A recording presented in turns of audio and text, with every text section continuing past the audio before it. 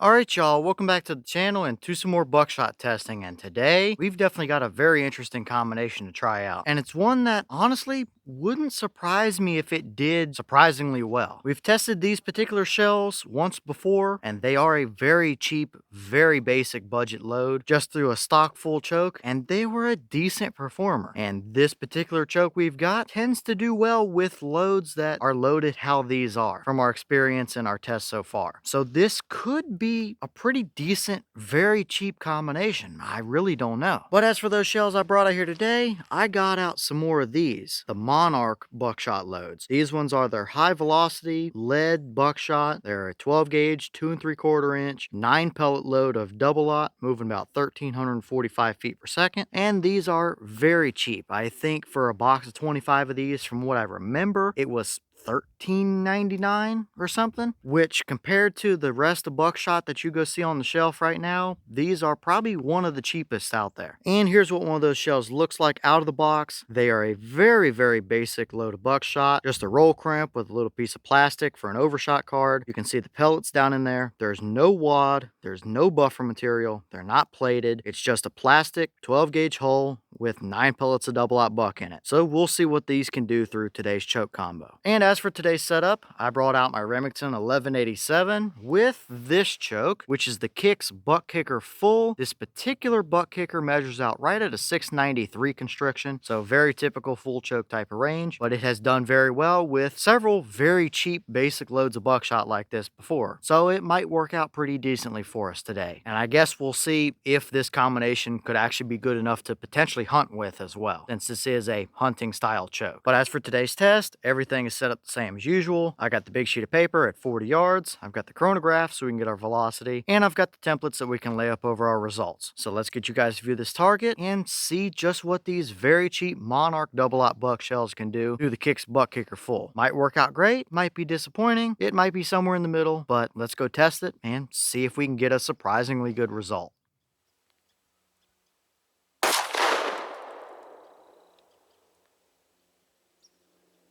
Alright, so that round gave us 1324 through the chrono. The boss claim is 1345, so we are just a little bit under that claim, but we're still well within the ballpark, or at least within the realm of reason. And 1324 is about what I would expect to see out of these shells, all things considered. And for a loaded double aught buck, that's more than enough velocity, that's for sure. But how were they able to pattern down there at 40 yards through that buck kicker choke? Let's go check it out and see what we got.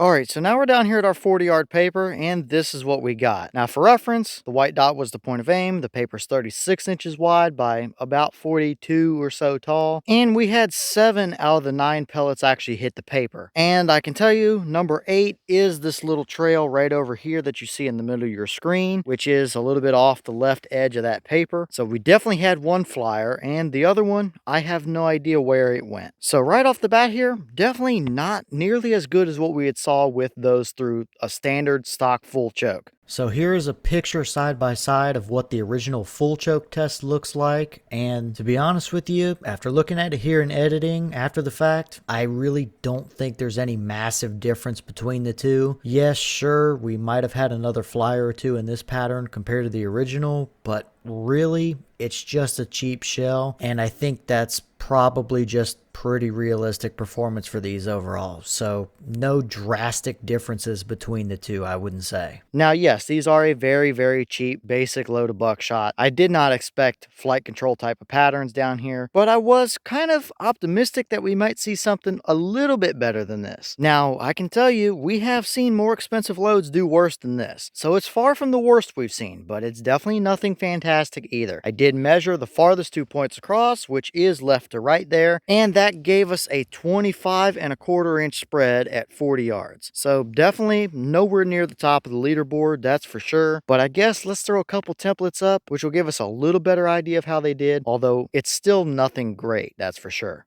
Alright, so first up here is our 10-inch circle, and we had a definite 2 with kind of half of a third pellet sneak in up there at the top. So 2.5 or 3 pellets out of a 9 pellet load. Definitely nothing fantastic. As you can see, we have a big hole there in the middle as well. So for our core, we definitely don't have much of one, that's for sure. But let's throw an actual animal template up and see how this would have done in a more hunting type of scenario as well, if you would have taken this shot out in the field. All right, so here's our deer template, and if we pretty well line it up with roughly where our point of aim would have been, we would have had a definite 6 pellets that would have hit him. So is that a dead deer? Yeah, absolutely. Is it anything fantastic? No. And it's not really a load or a pattern that I would want to hunt with just based on that pattern. It reminds me a lot of some patterns that we've seen out of shells from like the 80s and 90s and stuff, where they were always good enough, but compared to a much better, more modern load, they definitely don't really compare. So this one, I mean, for a cheap load, if it's what you absolutely had to work with, it seems like it would have been good enough to get the job done. Although it's definitely far from my ideal hunting load. But let's switch over to our hog template, which will give us a little better idea of how it would have done on a little bit smaller sized animal as well.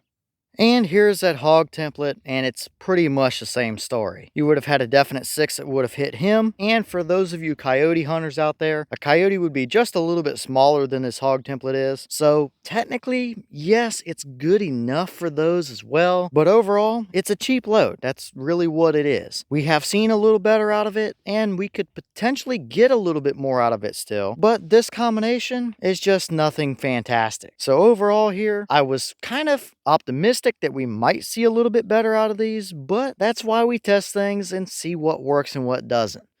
Alright y'all, well, what did you think about that performance right there? I think I've pretty well already said what needs to be said there. It's a cheap shell that technically would have been good enough, but it's nothing fantastic either. We've seen way better, we've seen way worse. This one falls somewhere in the middle. Pretty good range load, would do fine for property protection or something like that, would be fine for a defensive load inside of your house, but it's definitely not gonna amaze you at the same time, at least not out of this combination. So I think it pretty much did what a lot of us probably expected it to do, really. So I guess leave all your thoughts in the comments. Is that about what you expected to see out of them? Were you a little surprised one way or the other? Have you tested any of the Monarch double-out buck shells? And if so, what kind of results have you seen out of them? Is that good enough for you to take out on a hunt? Or are you kind of like me and that's just a cheap bang around type of budget shell that you can just leave in the shotgun for whatever you might end up needing it for around the property? And is there another choke or setup combo that you might want to see us try with these shells? Leave all your thoughts down in the comments. But with that being said, I've got some more testing to get done for you guys, so I'm going to get back to it. As always, we have the channel Instagram as well as the mailbox where you can send stuff if you'd like. All that information will be in the description if you're interested in it, but I'm going to get back to it, so I'll see y'all in the next one.